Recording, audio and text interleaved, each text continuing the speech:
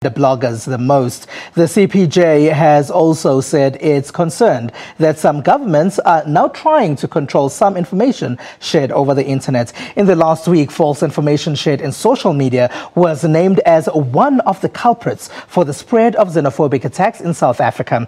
This led to the suggestion that social media must be monitored. In Burundi, social media sites were just blocked.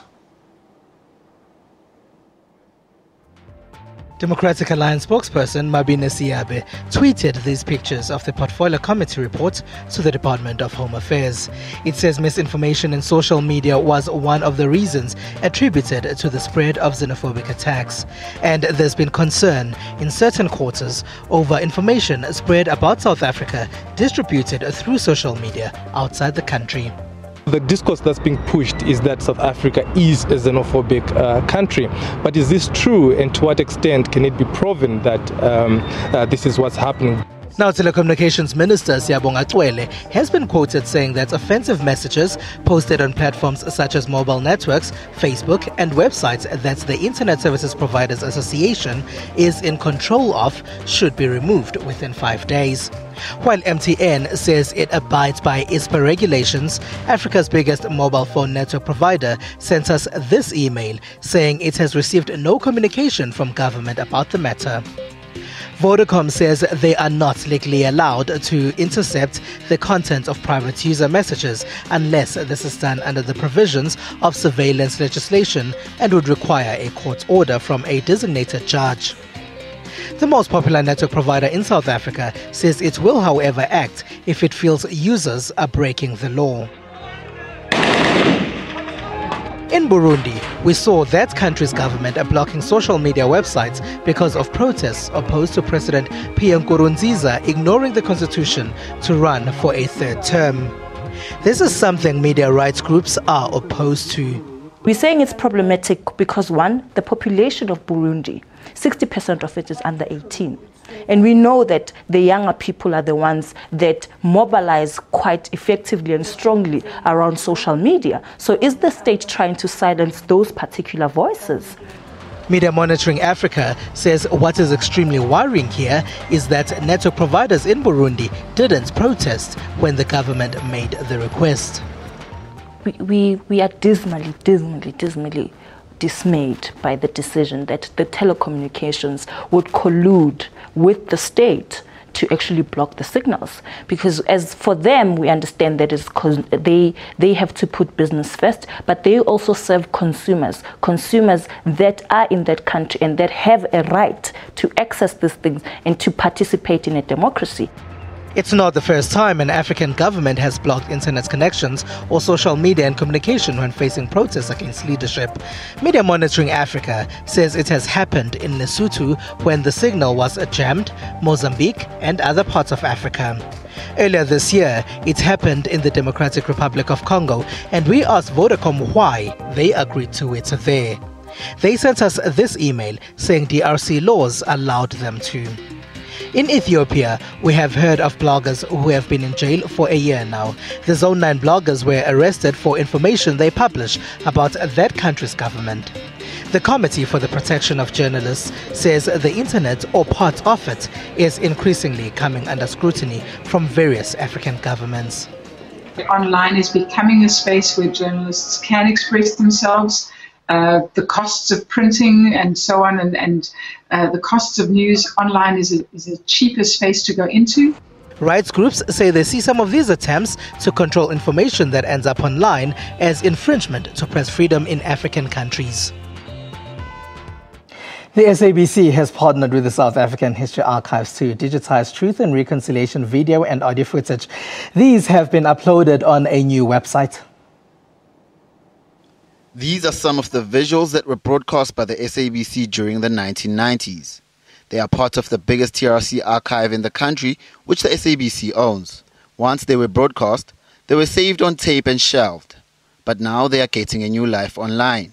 We thought it would be a great idea to give this material a new life in this way, to put it online not only for South African audiences, but also people elsewhere in the world who may go through a similar kind of process so that they can see and learn from South Africa. The SABC didn't work alone on this. It partnered with the South African History Archives. SAHA says it had to make sure that the site is easy to use. All the audiovisual materials related to the SABC Truth Commission Special Report that's been broken up into segments, and that is searchable. We transcribed it so that you can drill straight in to the clip that you're interested in. You can then also simultaneously search through the Truth Commission's final report, 7-volume report, so that again you can find that bit that you're particularly interested in. Same goes for amnesty decisions, transcripts of Human Rights Violation Committee hearings, special hearings that were done around thematic areas like children, big business, the legal profession. But it's not just the material that was on radio and television that is here. SAHA says this would be especially useful to young people who may not really know what happened during apartheid. The website will now give them a chance to hear these stories from those that were directly affected. We're seeing that young South Africans don't understand, no matter how recent our past, they don't actually understand what apartheid was about. And we also need to understand that the Truth Commission was always just intended to be a starting point, not an end point. The Truth Commission was collecting this information so that South Africa as a country, both in terms of citizens and in terms of its government, can take the reconciliation agenda forward. The website is also going to offer some information that was not previously in the public domain. What we're adding now is the previously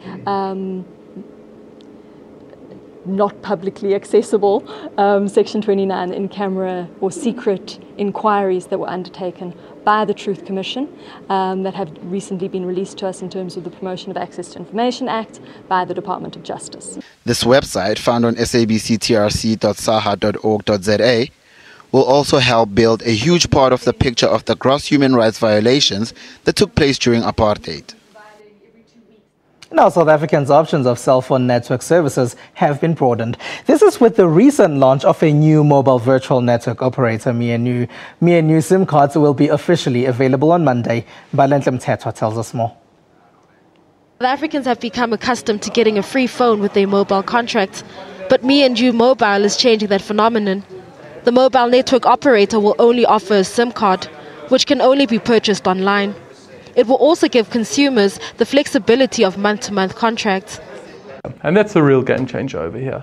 So a lot of the networks lock you in for 24 months. And don't get me wrong, there are advantages of a 24-month lock-in. And the biggest advantage is that you could get a nice new phone every 24 months. You'll end up paying for that over the period, but a lot of people want that free phone. But some other people want the flexibility, and there hasn't been any postpaid offering that really caters to that need for flexibility until now. Like Virgin and Mr. Price Mobile, Me&You is a virtual mobile network operator which operates on an existing network. The mobile plans to shake up the market with its out-of-this-world price plans. The more you pay for a value bundle, the lower your call rates are. Consumers can pay up to 69 cents per minute on a 50 Rand package to a cheaper 39 cents per minute on a 500 Rand package. So we've defined a niche, and we believe our customers, a certain subset of our customers, are still looking for voice. And we believe that the value that we're offering in terms of our voice products is going to be attractive to that particular niche. We do understand, however, that those people would also use data, and that's why we have included data bundles. Me&You will be operating on the Cell C network. The mobile operator has a full porting capability for those who do not want to lose their number. After the break, we'll talk about Vodacom's new base stations. It's SABC Network on Facebook and Twitter, News Network at sabc.co.za, and email. Stay with us.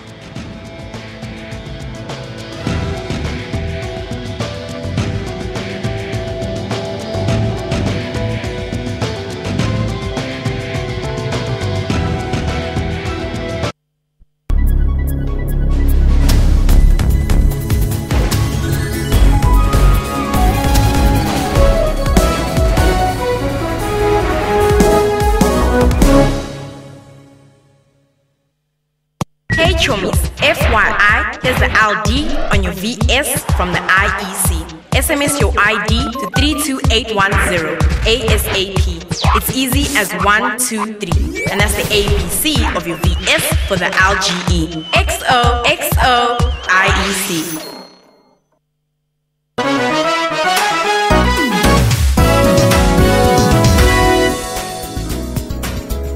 Your World makes it its business every evening to round up the leading local stories and international news to keep you informed all the time.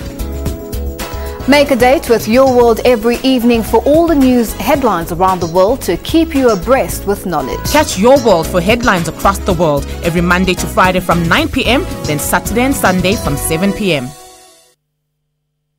Information-hungry viewers stay with SABC News, as issues on the West are different from issues on the East or here in Johannesburg. So it is not surprising that people who follow the news know that there are two things for sure: that anything can happen, and SABC News will tell you when it does. Because we keep the nation fully informed. We are SABC News.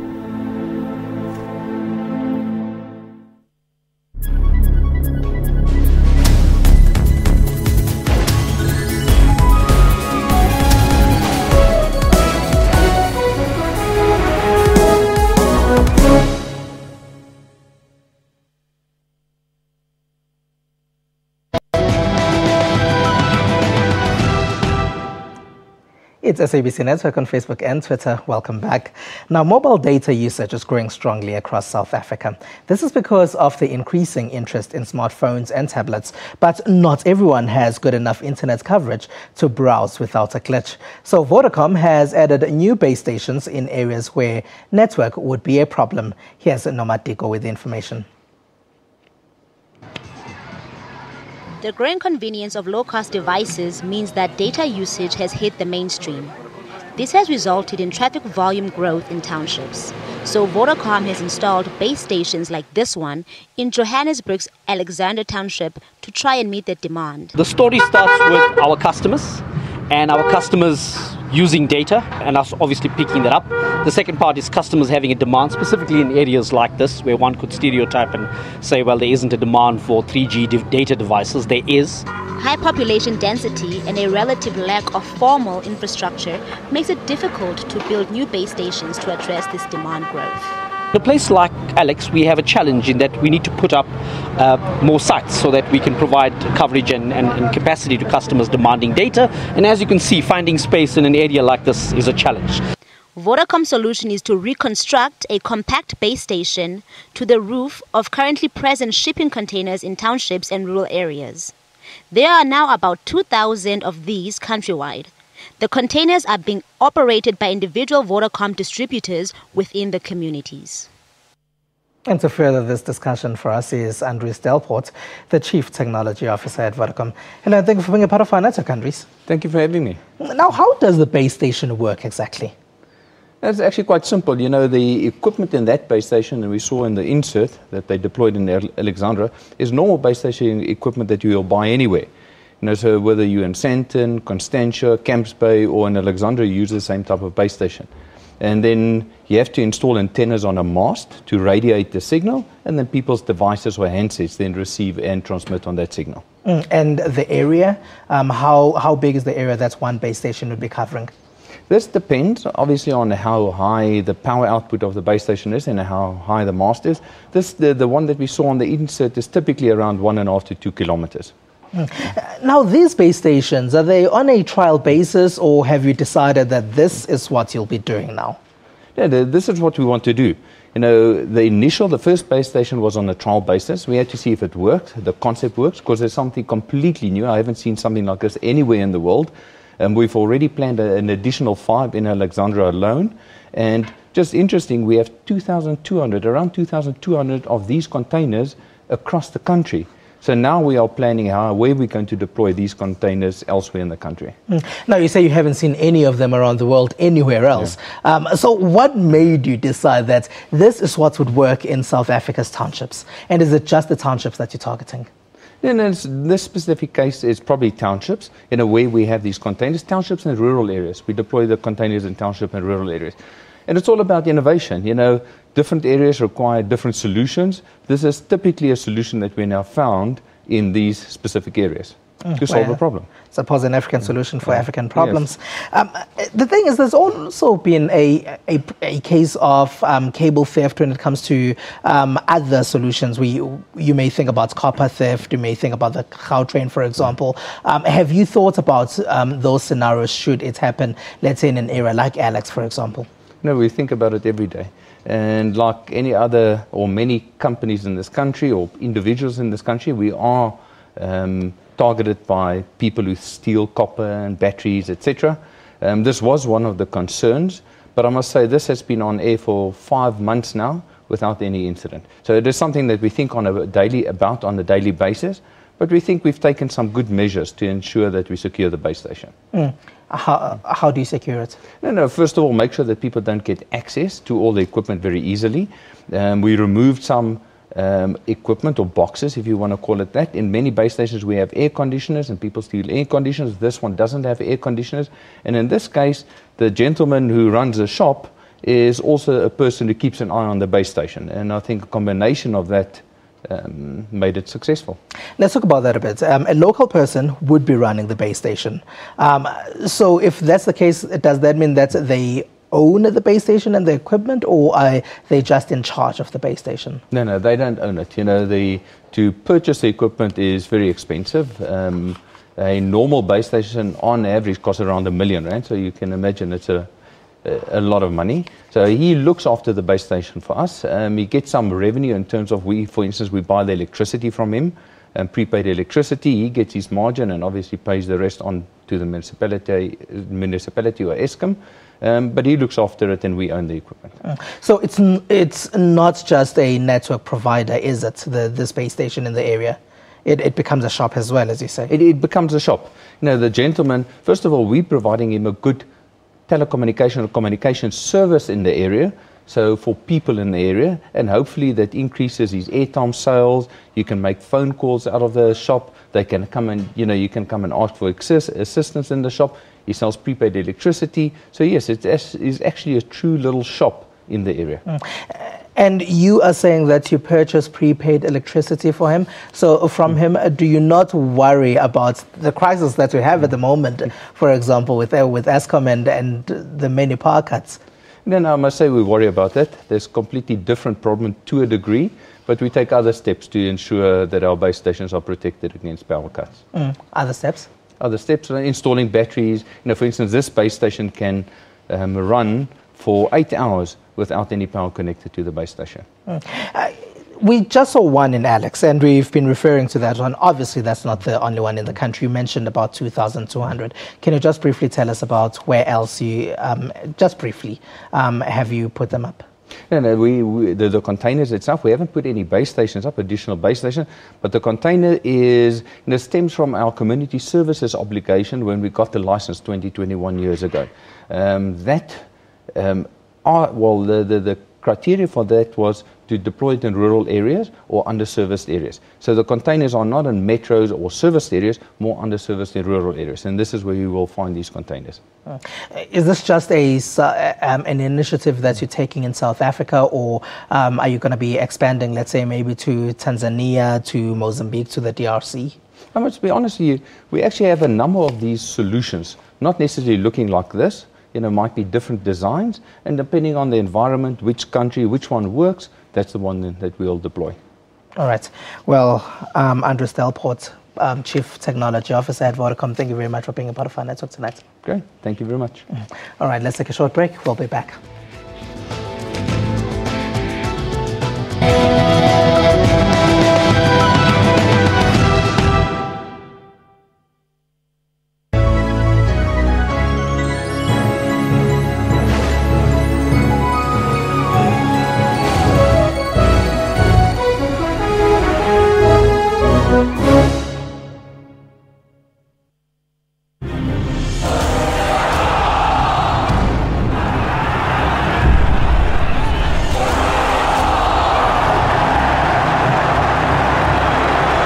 That goal was outstanding.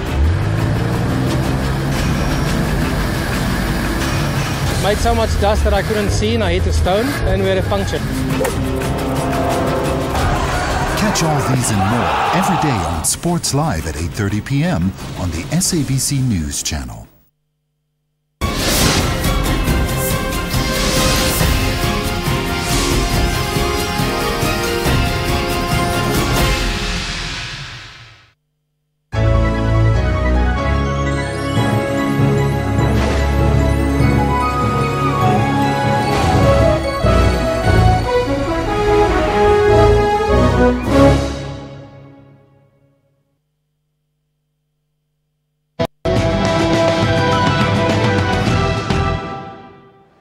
SABC Network on Facebook and Twitter News Network at sabc.co.za. Now let's take a look at what's been happening in the rest of the tech world. At this year's Microsoft Annual Developers Conference, what to expect when tech brainiacs get together? Well, great inventions, of course. Windows Holographic embraces this notion of experiencing life in 3 dimensions by mixing digital content right into your world, right into your life. Microsoft Edge is the browser built for Windows 10, and it'll be available on the widest range of Windows 10 devices. Microsoft announced new toolkits that will help developers bring their code for web, net, Win32, Android, and i operating systems to Windows 10. Windows 10 represents a new generation of Windows built for an era of more personal computing, from Raspberry Pi to the holographic computer. The conference started at Microsoft Corporations in San Francisco, California on April 29th and ended on Friday, May 1st. Meanwhile, these developers, also in California, have created hands-free kit that's almost like a Bluetooth earpiece, only this one can be worn on your sleeve. So we wanted something that you could wear that would keep you in the moment and keep you in what you were doing. A wearable device they called the Onyx was the answer to this conundrum. It is essentially a Bluetooth communications device, so it's not that much different from any other Bluetooth device you might connect to your phone, with the exception that the Onyx and other devices on the Orion network connect you to the Orion network. This device allows any member, no matter their location or cellular provider, to speak with another member or group of members with a simple push of a button.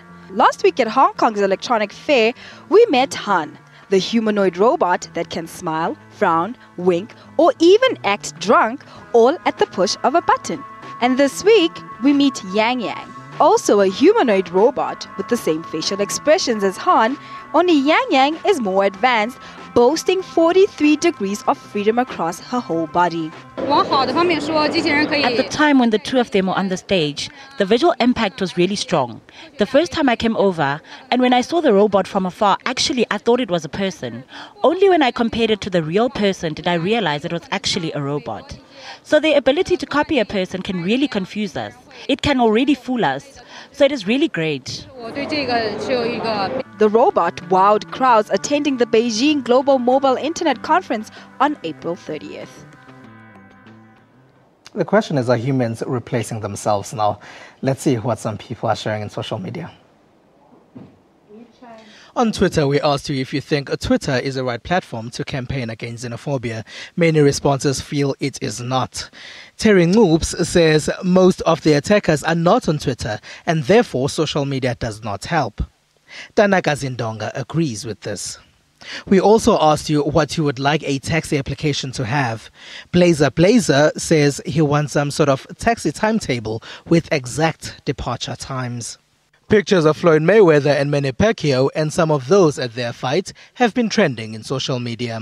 Mayweather was the winner of that really expensive boxing match. That's all we have for you. Find us on SABC Network on Facebook and Twitter. We're on News Network at sabc.co.za and email. We leave you with these images of Nepal trying to recover from the recent earthquake. The images were taken from a drone. From me and the rest of the team, have a good one.